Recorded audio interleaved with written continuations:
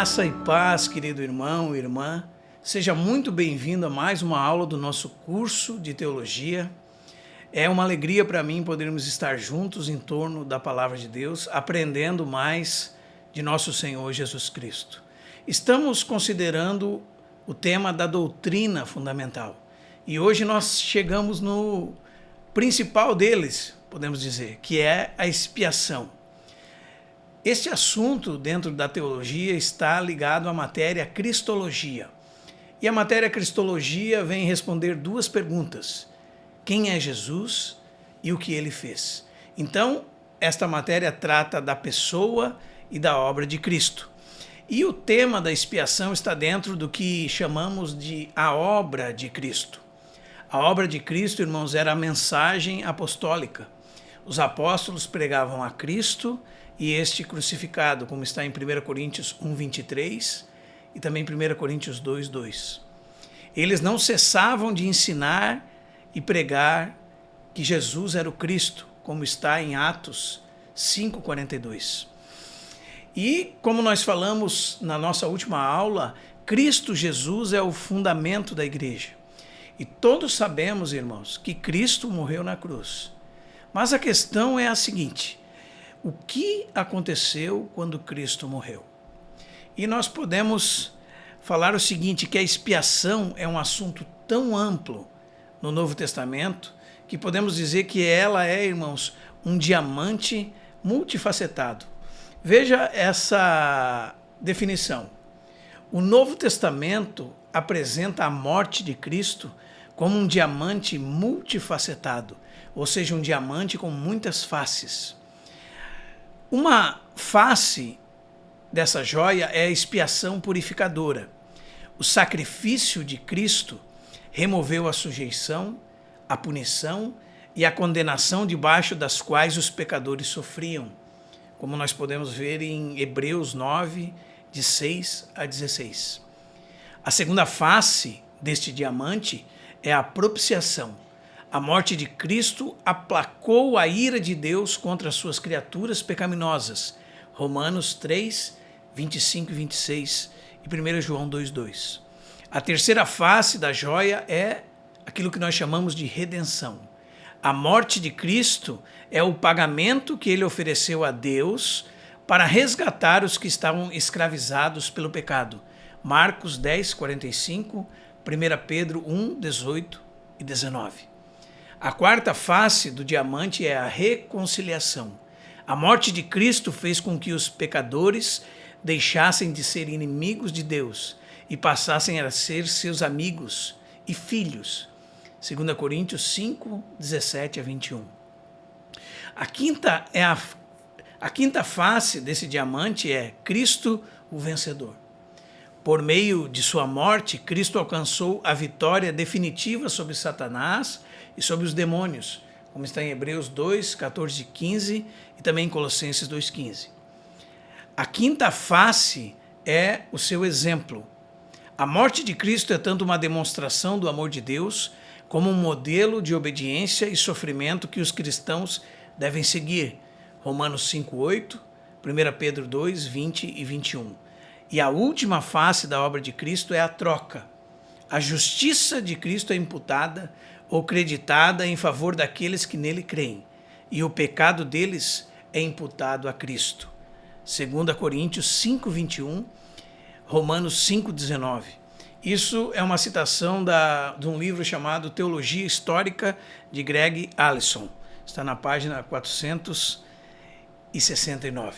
Agora vamos para uma definição do que é a expiação, de uma maneira mais larga. A expiação é a obra que Cristo realizou em sua vida e morte para obter a nossa salvação. A expiação é a obra que Cristo realizou em sua vida e morte para obter a nossa salvação. Irmãos, esse é um tema muito importante nas Sagradas Escrituras.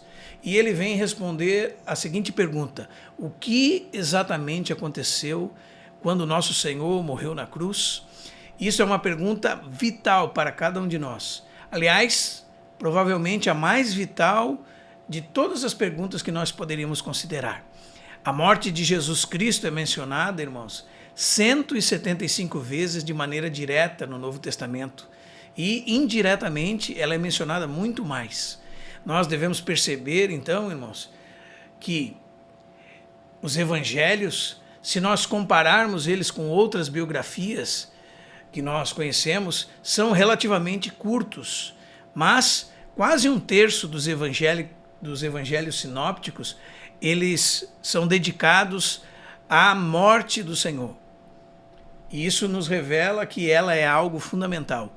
Ela é exatamente um terço de Mateus, quase um quarto de Lucas, e no caso de Marcos e de João, é mais de um terço desses dois evangelhos. Portanto, irmãos, isso fica óbvio que os evangelhos, eles tendem a dar muito maior ênfase ao evento da morte de Cristo. O evento que excede a todos os demais em importância é a morte de Cristo na cruz. E ainda que ela fosse pedra de tropeço para os judeus e loucura para os gregos, como mencionamos em 1 Coríntios 1:23, ainda que os apóstolos soubessem de tudo isso, eles ainda colocaram a morte de Cristo em primeiro plano. E quando nós chegamos, por exemplo, também no livro de Atos, nós vamos ver que este era o tema central do livro de Atos. O método do apóstolo Paulo era entrar nas sinagogas e ele buscava estabelecer e provar, como diz o texto de Atos 17:3, que convinha que Cristo padecesse. E esse Jesus que vos anuncio, dizia ele, é o Cristo. Atos 17:3. E quando nós lemos as epístolas, a mesma coisa, irmãos, se torna muito clara. O apóstolo, por exemplo, diz o seguinte em 1 Coríntios 2:2: porque nada me propus saber entre vós, senão a Jesus Cristo e este crucificado. E prossegue. Em outro texto, 1 Coríntios 15:3, vos entreguei o que também recebi, que Cristo morreu por nossos pecados, segundo as Escrituras. E os outros autores do Novo Testamento também enfatizam esta mesma verdade. Por exemplo, 1 de Pedro 1:18 e 19 nos diz assim: sabendo que não foi mediante coisas corruptíveis, como prata ou ouro, que fostes resgatados do vosso fútil procedimento, que vossos pais vos legaram, mas pelo precioso sangue de Cristo, como de cordeiro sem defeito e sem mácula, o sangue de Cristo. E também 1 João 2:2 diz: ele é a propiciação pelos nossos pecados, e não somente pelos nossos próprios, mas ainda pelos do mundo inteiro. E Apocalipse 7:14 nos diz o seguinte: eles lavaram suas vestiduras e as alvejaram no sangue do Cordeiro. Qualquer um que leia o Novo Testamento vai ter esta mesma impressão, que a morte de Cristo é de suprema importância. Mas, então vamos voltar para a nossa pergunta. O que realmente aconteceu quando nosso Senhor morreu na cruz? Qual o sentido, a explicação dessa morte? Alguns dizem, irmãos, que esse é um assunto para teólogos. Eles dizem, tudo que sei é que Cristo morreu na cruz. Mas é um perigo terrível esse tipo de atitude. Nós devemos ter a nossa mente ativa naquilo que se refere à cruz do Calvário.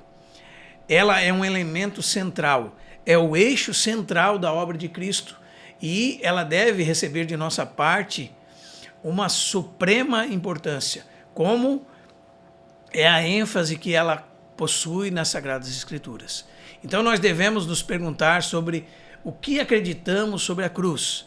Temos que ter a nossa própria interpretação sobre ela ou nós temos que ver o que a Bíblia diz sobre ela? E podemos cair no perigo de ter uma interpretação totalmente equivocada sobre a cruz, como muitas vezes aconteceu na história. Então, o que cremos sobre a cruz?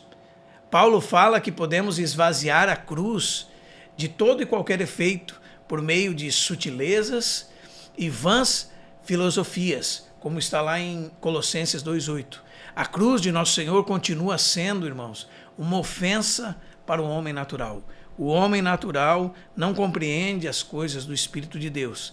E dentro do plano eterno de Deus estava a cruz do Calvário. Nós precisamos, então, agora entrar em algumas falsas doutrinas sobre a expiação. E são muitas delas que ocorreram ao longo do curso da história.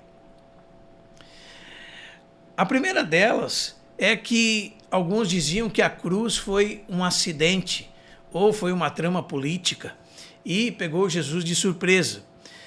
Eles diziam que a cruz foi uma tragédia, que foi uma das coisas que jamais deveria ter acontecido e foi inteiramente por estupidez do povo.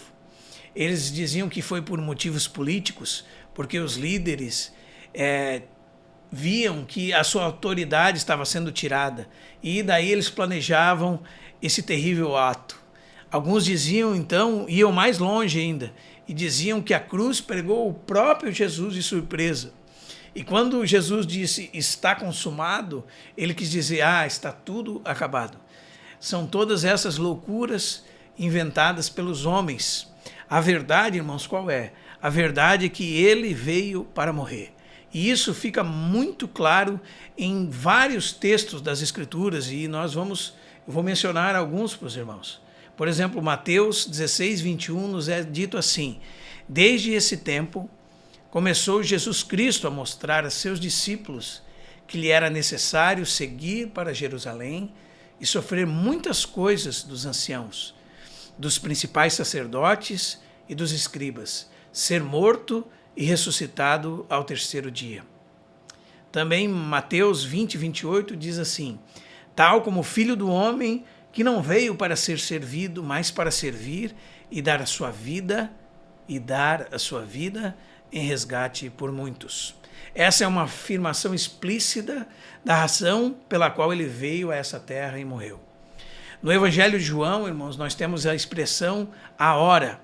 Muitas vezes o Senhor diz assim: ainda não é chegada a minha hora. Depois ele diz: chegou a hora. Nosso Senhor estava reiteradamente falando de uma hora que estava por vir, a hora para a qual ele viera ao mundo. Ela estava para chegar.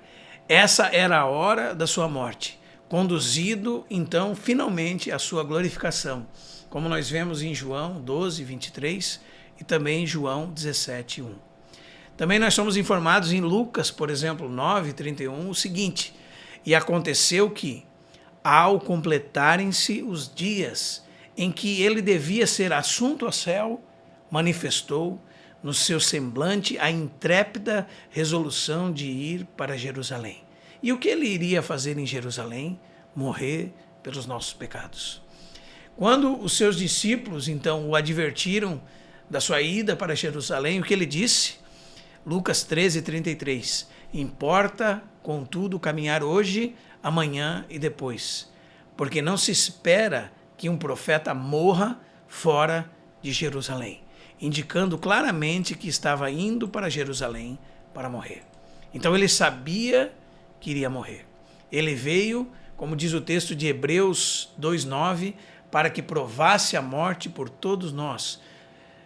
Também Hebreus 2:14 nos diz o seguinte, irmãos: visto, pois, que os filhos têm participação comum de carne e sangue, destes também ele, Cristo, igualmente participou, para que, por sua morte, destruísse aquele que tem o poder da morte, a saber, o diabo. Quando os discípulos estavam confusos com respeito à morte de Cristo, ele os exortou que lessem as Escrituras, pois as Escrituras demonstravam que tudo o que aconteceu estava previsto. Ele estava cumprindo aquilo que Deus havia prometido. Como está escrito em Lucas 24, 44, que Jesus nos diz assim: a seguir, Jesus lhes disse: são estas as palavras que vos falei, estando ainda convosco. Importava que se cumprisse tudo o que de mim está escrito na lei de Moisés, nos profetas e nos salmos, falando assim do conteúdo de todo o Antigo Testamento. Também Pedro, no seu sermão no dia de Pentecostes, disse que a morte de Cristo não tinha sido um acidente. Ele disse o seguinte, Atos 2:23: sendo este, Cristo Jesus, entregue pelo determinado desígnio e presciência de Deus, vós o matastes, crucificando-o por mãos de iníquos. Então, o Pai o entregou, ele se entregou, os homens o mataram, no tempo determinado por Deus. E essa morte, como nós lemos em 1 de Pedro 1,20, foi planejada desde toda a eternidade.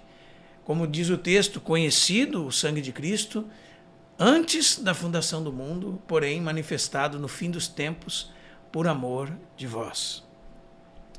Jesus Cristo, irmãos, na terça-feira que antecipava a sua morte, disse que seria traído e seria crucificado na sexta-feira. Ele estava fixando o tempo. Ainda que os judeus não o quisessem matar durante a festa, como nós vamos ler, ele foi morto durante a festa. Ele foi morto no tempo, não no tempo em que eles quiseram, mas no tempo que ele pré-determinou. E isso fica muito claro, esse é um texto muito importante, em Mateus 26, do verso 1 ao verso 5. Quando se encerram os discursos de Jesus, no livro de Mateus, nos é dito assim: tendo Jesus acabado todos esses ensinamentos, disse a seus discípulos: sabeis que daqui a 2 dias celebrar-se-á a Páscoa, e o Filho do Homem será entregue para ser crucificado. Essas são as palavras de Jesus naquilo que é chamado Semana Santa, na terça-feira, 2 dias antes da sua morte. Veja o texto.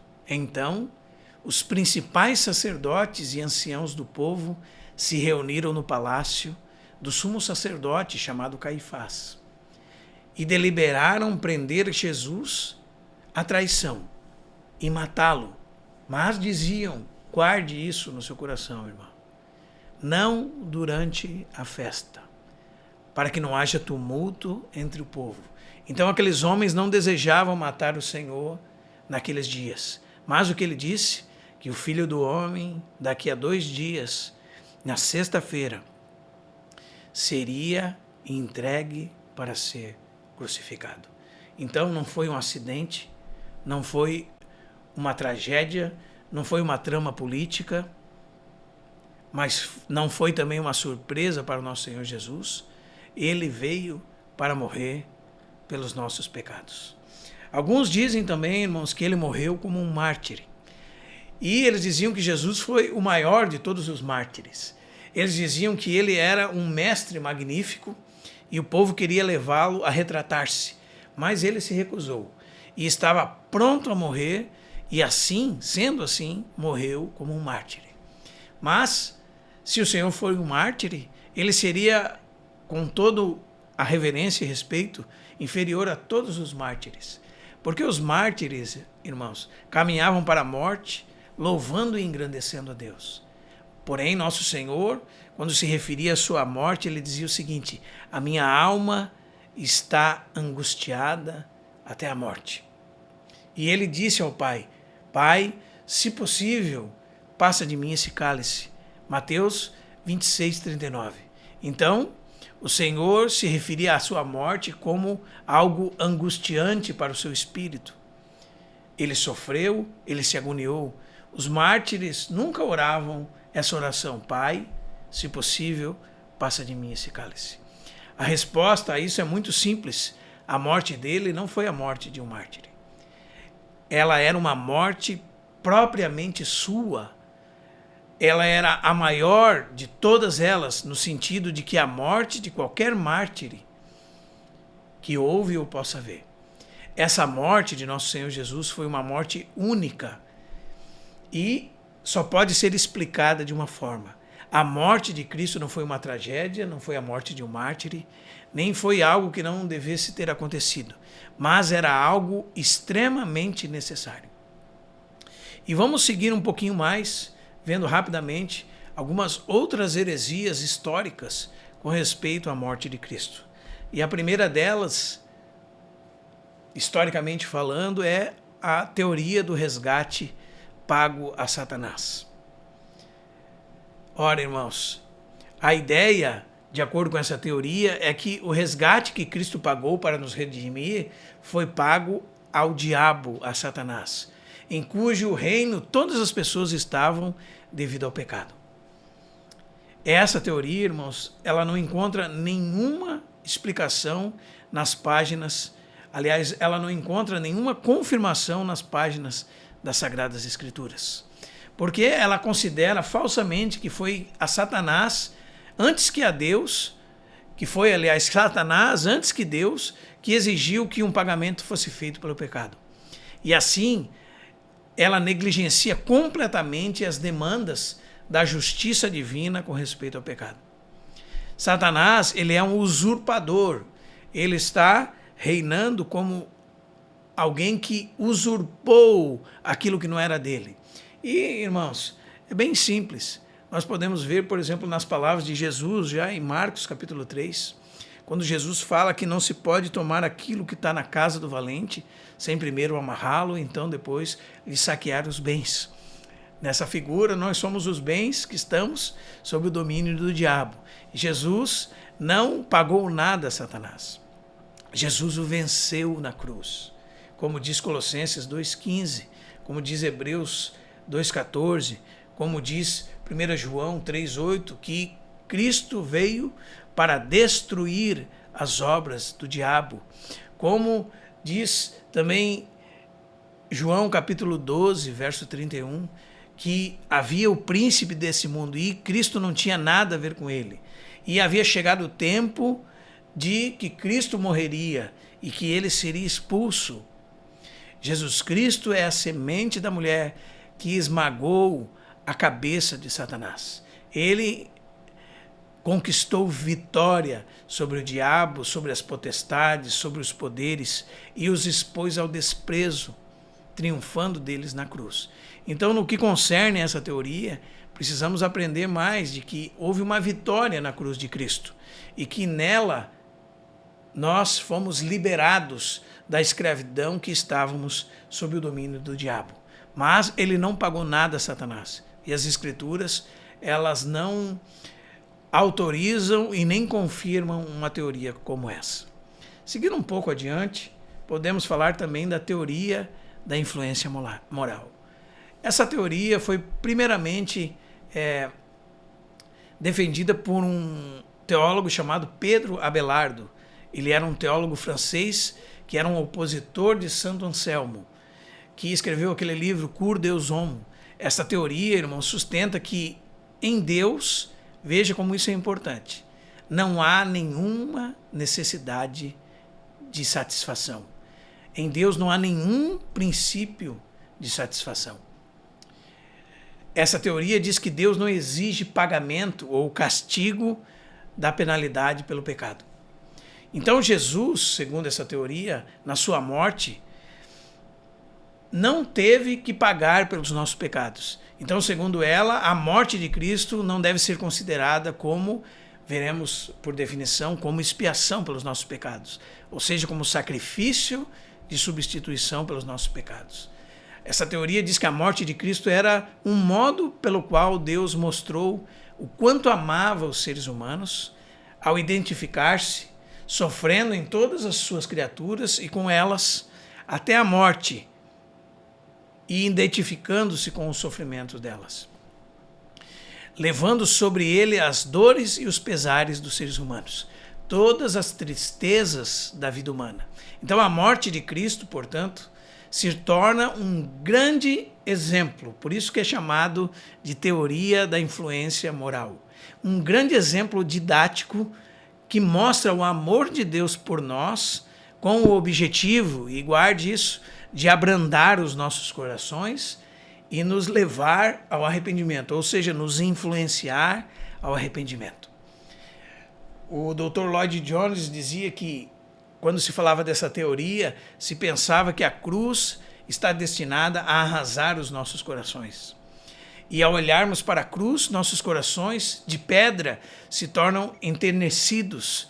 A cruz extrai de nós uma resposta agradecida, de modo que ao amá-lo somos perdoados. Então, irmãos, segundo essa teoria, Deus garante que não há nenhum impedimento ou obstáculo que o impeça de perdoar nossos pecados. Não havia que se extinguir a culpa, não havia de satisfazer-se justiça, não havia de pagar a penalidade pelo pecado. Deus não tinha nenhuma dificuldade em nos perdoar. Deus também não tinha necessidade de fazer coisa alguma. O amor de Deus, segundo essa teoria, é tão grande que é cheio de perdão. E ele não somente pode nos perdoar, como estava ansioso para fazer. Então, o único requisito era que os pecadores viessem a ele com corações penitentes. Então, essa teoria nega o que, irmãos? A justiça de Deus, que exige pagamento pelo castigo, que exige pena pelo pecado, que exige que haja substituição, como nós vemos na figura do Antigo Testamento. Essa teoria é contrária aos ensinamentos claros das Sagradas Escrituras. As Sagradas Escrituras descrevem a obra expiatória de Cristo como necessária. Não primariamente, irmãos, para revelar o amor de Deus, mas para satisfazer a justiça de Deus. Considera os sofrimentos e a morte de Cristo como substitutivos e penais. É assim que ensina a Escritura. E a Escritura ensina que o pecador não é suscetível de influência moral pela obra sacrificadora de Cristo, enquanto a justiça de Cristo não vier a ser dele por meio da fé. Então, irmãos, embora a cruz nos manifeste o amor de Deus, ela só pode ser considerada como esse ponto dentro da visão substitutiva, da visão penal da expiação, segundo a qual os sofrimentos de Cristo foram absolutamente necessários para a salvação dos pecadores. Então fique atento a isso, porque muitas vezes nós somos influenciados por heresias antigas vestidas de roupa nova. A quarta teoria é a teoria de Fausto Socino, um teólogo italiano que se estabeleceu na Polônia e foi um dos primeiros defensores dessa teoria. É chamada a teoria do exemplo. A semelhança da teoria da influência moral, ele nega a justiça de Deus. Veja, irmãos, como isso é fundamental. E nega que a justiça de Deus requer pagamento pelo pecado. Essa teoria diz que a morte de Cristo simplesmente nos proporciona o exemplo de como devemos confiar em Deus e obedecer-lhe perfeitamente. Ou seja, fé e obediência. Como o único caminho da vida eterna. Mesmo que a nossa confiança nos conduza à morte terrível, como foi a morte de Cristo. Sua justiça, segundo eles, não impede de perdoar sem exigir satisfação, ou seja, sem exigir castigo pelo pecado. Não existe justiça retributiva em Deus, segundo eles, que exija absoluta e inexoravelmente que o pecador seja punível, o que é uma mentira. Essa teoria diz que a morte de Cristo simplesmente nos ensina sobre como devemos viver, inspirando a ter uma vida semelhante à dele. Ela se apoia no texto de Pedro, que é um texto verdadeiro, que diz o seguinte: para isto vocês foram chamados, pois também Cristo sofreu no lugar de vocês, deixando-lhes exemplo para que sigamos os seus passos. 1 Pedro 2:21. Ora, irmãos, veja que todas essas teorias negam a justiça retributiva em Deus. Então, elas denigrem o caráter de Deus e negam essa verdade tão fundamental. Então, ela contraria o ensino bíblico da necessidade de expiação, da justiça retributiva, do castigo pelo pecado e simplesmente coloca a salvação na mão dos homens, como se, através da nossa obediência, pudéssemos conquistar a salvação para cada um de nós. O que é mentira, porque, irmãos, em Deus existe justiça retributiva. Por conta disso, havia uma necessidade urgente de substituição, de expiação. Havia uma necessidade de que alguém tomasse o nosso lugar, como castigo pelos nossos pecados. E simplesmente essa teoria coloca a salvação na mão dos homens, como se ela dependesse das obras feitas pelos homens. Avançando um pouco mais, nós temos a teoria governamental. que foi primeiramente defendida por Hugo Grotius. Essa teoria governamental nega necessariamente que a justiça de Deus requer que todas as exigências da lei sejam satisfeitas. A lei, segundo essa teoria, é um mero produto da vontade de Deus, e ela, segundo essa teoria, pode ser alterada. Ela afirma que a morte de Cristo não ocorreu porque a justiça de Deus a exigisse, visto que a lei de Deus não é algo absolutamente final. Veja, irmãos, que coisa terrível. Caso desejasse, Deus poderia mudar a sua lei.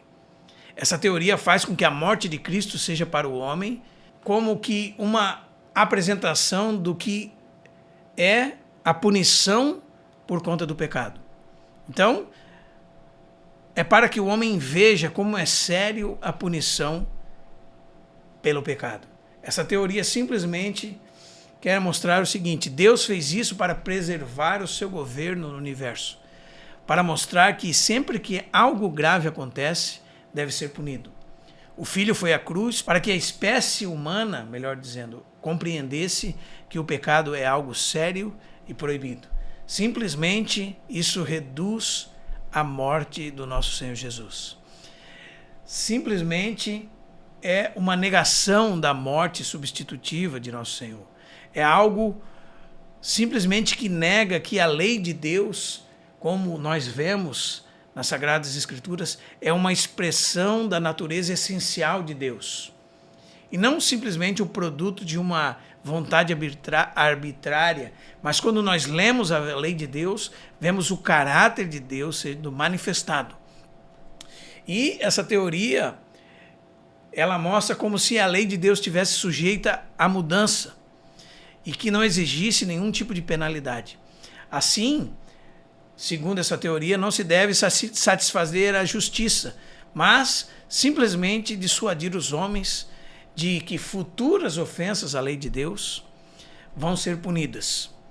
Essa teoria dá a entender que Deus mesmo, se quiser, burla seus próprios princípios como se fosse um transgressor do seu próprio caráter. Então, nessa teoria, a justiça de Deus é ignorada. E ainda mais sério, os seus defensores não entendem que, por Deus ser Deus, não pode revogar a sua própria lei. Então, ela é contrária à própria significação da lei de Deus, como demonstrando o seu caráter, como demonstrando o seu ser. É isso que nós vemos nos 10 mandamentos. O caráter de Deus sendo demonstrado. Seguindo adiante, nós temos a teoria mística, que foi defendida por alguns teólogos do século XIX, como Edward Irving. A teoria mística, ela é muito parecida com a teoria da influência moral, mas difere em certo sentido dela.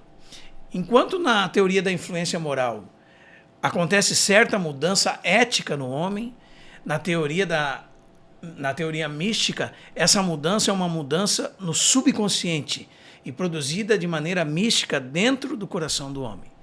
O princípio básico dessa teoria é o seguinte, que na encarnação a vida divina penetrou na humanidade, a fim de levá-la ao nível da vida divina. Então, irmãos, Cristo possuía, segundo essa teoria, natureza humana com a sua corrupção e com a sua predestinação inata para o mal. Mas, pela influência do Espírito Santo, ele pôde evitar a manifestação dessa corrupção nele, purificando gradativamente a natureza humana, e com a sua morte ele extirpou completamente essa depravação original e reuniu essa natureza à natureza divina, a natureza humana à natureza divina. Ele penetrou na vida da humanidade como um fermento transformador, e a transformação resultante resultou na sua redenção. Essa teoria não leva em conta a culpa do homem pelo pecado, que de acordo com a Escritura é preciso que a culpa seja removida para que possa ser purificado da sua corrupção. Na teoria mística, desconsidera-se a culpa e preocupa-se unicamente com a expulsão da corrupção do pecado. Essa teoria desconhece toda e qualquer justificação e entende que a salvação consiste na santificação subjetiva, algo que acontece simplesmente no interior do homem. Ainda mais, ela declara que em Cristo havia corrupção do pecado e depravação hereditária. E deduz que a necessidade da sua morte foi por conta da pecaminosidade da sua natureza. Fazendo assim, ela torna impossível considerá-lo como Salvador sem pecado, que precisamente é o que a Bíblia nos diz, que por causa da sua impecabilidade, ele pôde tomar o nosso lugar e pagar a pena por nós, como nosso substituto. Se em Cristo houvesse pecado, ele teria morrido pelo seu próprio pecado e não pelos nossos pecados. Seguindo então adiante, nós temos a teoria do arrependimento vicário. E essa teoria parte da suposição gratuita de que um arrependimento perfeito teria valido como suficiente expiação pelo pecado. E tão somente o homem fosse capaz de verdadeiramente se arrepender, então ele seria livre do pecado, seria perdoado e seria salvo. Então, o que aconteceu? Segundo essa teoria, Cristo ofereceu a Deus, pelo bem da humanidade, esse requerido arrependimento. E ao fazê-lo, preencheu as condições para o perdão. Sua obra constituiu realmente numa substituta, veja, confissão do pecado para benefício do homem. Então surge naturalmente a questão sobre como a morte de Cristo se relaciona com este arrependimento e esta confissão vicários. E a resposta é que Cristo, por seu sofrimento, entrou simpaticamente na condenação que o Pai aplicou ao pecado, o que foi visto pelo Pai como uma perfeita confissão de pecados. Mais uma vez, a morte de Cristo na cruz é reduzida a uma simples confissão de pecado e um simples ato substituto de arrependimento. Segundo essa teoria, a condenação do pecado também é planejada para produzir no homem aquela santidade que Deus exige da humanidade pecadora. E há muitas dificuldades nessa teoria. Nessa teoria se nega a substituição penal. Essa teoria reduz a expiação a uma simples confissão de pecados.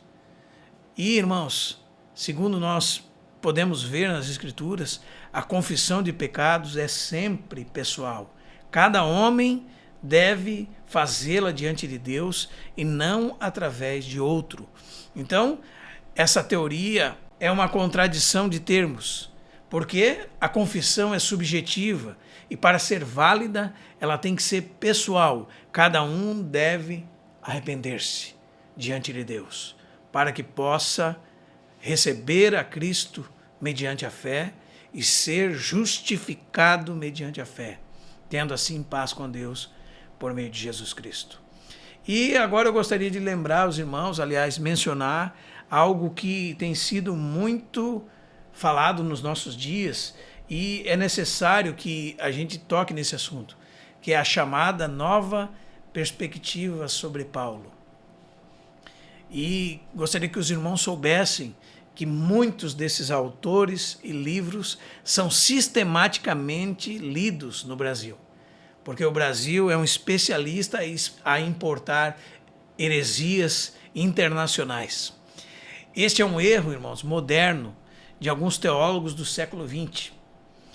E entre alguns deles nós temos E.P. Sanders, nós temos James Dunn, e o principal expoente destes é aquele teólogo inglês chamado N.T. Wright, que é famoso por seus comentários, por exemplo, publicados pela Thomas Nelson, que é um comentário Paulo para todos, ou Paulo para hoje, algo assim, um jogo de comentários. Então, essa teoria diz que Paulo simplesmente era um judeu nomista pactual do primeiro século. E a ideia do nomismo pactual é o seguinte, que todo judeu entrava no pacto, na aliança de Deus, pela graça, e se mantia nessa aliança por guardar a lei. Então, para esses autores não havia nenhuma oposição entre graça e lei. Não havia nenhuma discussão entre fé e obras, porque o judeu do primeiro século não pensava assim. E que a diferença de um judeu do primeiro século e de um cristão do primeiro século era simplesmente que o judeu do primeiro século, nomista pactual, segundo eles, esse judeu não acreditava que Jesus era o Messias. E os cristãos acreditavam que Jesus era o Messias prometido.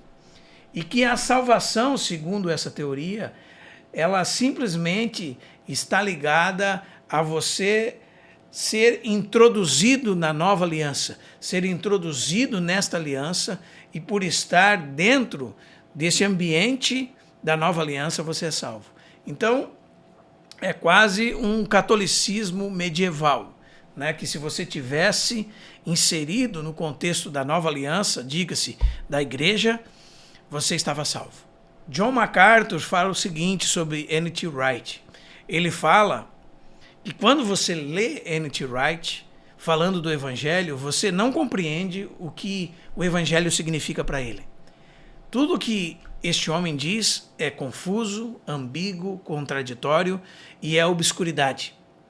Veja que ponto importante. Porque a heresia, quanto mais sutil, mais perniciosa ela é. Este é o engano sutil da serpente.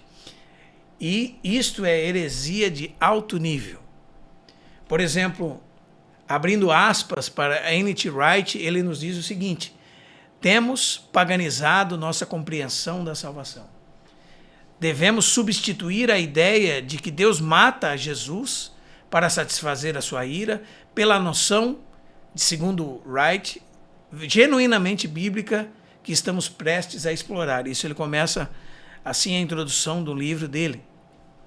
Portanto, irmãos, nós, os que cremos na morte substitutiva de Cristo na cruz, estamos adorando, segundo Wright, uma perversão paganizada da verdade bíblica, que agora é esclarecida por ele, como ele diz em outra citação, abre aspas, que Cristo morreu no lugar dos pecadores. Veja, segundo ele, está mais perto da ideia pagã de uma divindade enojada, sendo pacificada por morte humana, do que pela ideia das Escrituras de Israel e do Novo Testamento. Então fica claro o que N.T. Wright nega. Ele nega a expiação substitutiva de Cristo. Ele nega e rejeita a ideia de imputação da justiça de Cristo sobre nós e dos nossos pecados sobre Cristo. Sendo assim, ele rejeita o Evangelho. Ele rejeita Jesus como sacrifício que Deus escolheu para morrer na cruz pelos nossos pecados. Ele é muito claro sobre o que ele rejeita. Ele rejeita, irmãos, a ideia de que nossos pecados são imputados sobre Cristo. Ele rejeita a ideia de que a justiça de Cristo é imputada a nós. E ainda por cima, ele chama essa ideia bíblica e genuína bíblica de paganismo. Ele diz o seguinte: adorar a um Deus como alguém que justifica através do sacrifício por imputação é mais puro absurdo, diz ele. Irmãos, vejam o seguinte, esse homem é um dos 5 teólogos mais influentes do mundo. E ele vai além, ele diz o seguinte: ninguém será justificado até que chegue no céu. Ou seja, dizer que justificação pela fé é ser declarado justo diante de Deus, de uma vez por todas, algo que Lutero dizia que era extra nós, fora de nós, está fora da compreensão dele. Ele diz: ninguém será justificado até que chegue no céu. Devo enfatizar uma vez mais que a justiça pela fé não é o que Paulo quer dizer com o Evangelho. O Evangelho, diz ele, não é um relato de como as pessoas são salvas. Irmãos, 1 Coríntios capítulo 15, verso 1 e 2 diz o quê? Irmãos, venho lembrar-vos o Evangelho que vos anuncieis, e diz o texto, pelo qual sois salvos. É isso que diz 1 Coríntios 15, 1 e 2. Eis um homem que é extremamente lido e seguido. E parece que ninguém dá importância para heresias tão perniciosas. Então, irmãos, essa nova perspectiva sobre Paulo destrói o Evangelho. Então, quando você encontrar autores como E.P. Sanders, N.T. Wright, James Dunn, esteja vacinado contra suas heresias. O que eles negam, vou repetir para os irmãos, eles negam que Cristo morreu como substituto pelos nossos pecados.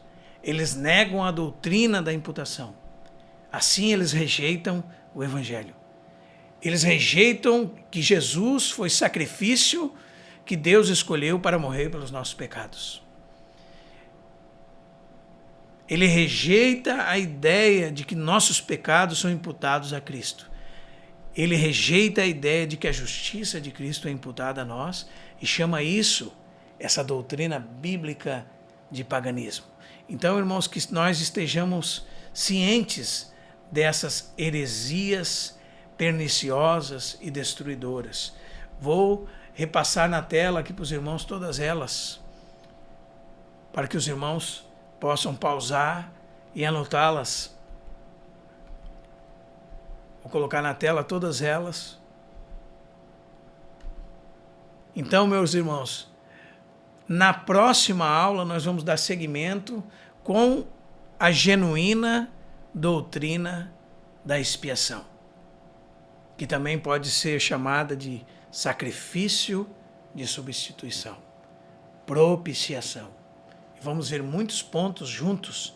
Permaneça conosco, participe conosco. Se você foi abençoado por essa aula, entre em contato conosco, mande a sua opinião e sugestão para nós. Também se torne participante desse trabalho no Senhor. Entre em contato conosco e seja um parceiro nosso para que a palavra do Senhor se propague e seja glorificada. Nosso intuito é que a doutrina de Jesus Cristo seja amplamente divulgada, a verdade da palavra de Deus seja amplamente difundida para que ela possa gerar vida em todos os nossos irmãos, para que possamos juntos ser edificados pela palavra de Deus. Deus abençoe a sua vida. Paz seja contigo.